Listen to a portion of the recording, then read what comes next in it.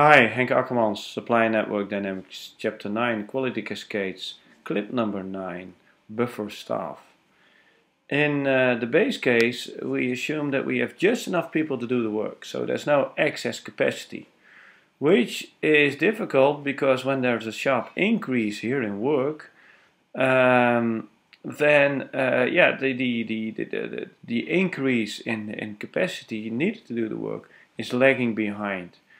So it will be easier to have excess staff there, but of course that costs money.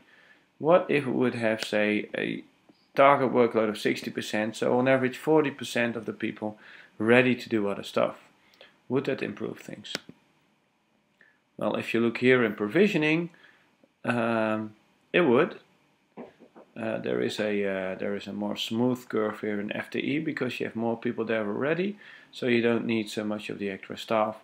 There is also not a really big peak in rework.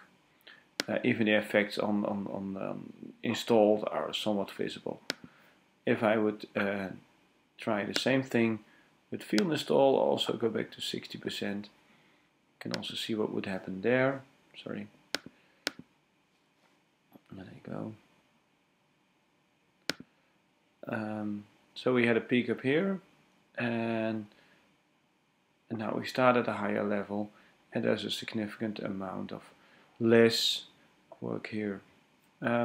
If we would do both, also interesting what would happen then. Less of the rework that was generated in provisioning actually ends up in field install, so we have two benefits. So we have more people but lower problems. Look at complaint rate here, it's almost disappeared. So the FTEs don't make all that much difference, even though we have excess staff. They're only underutilized in the beginning of the simulation, but when we go on, we have fewer problems because they are now there to timely deal with the inflow of orders. The service level average is actually not improving there, interestingly, but the complaint average is much lower.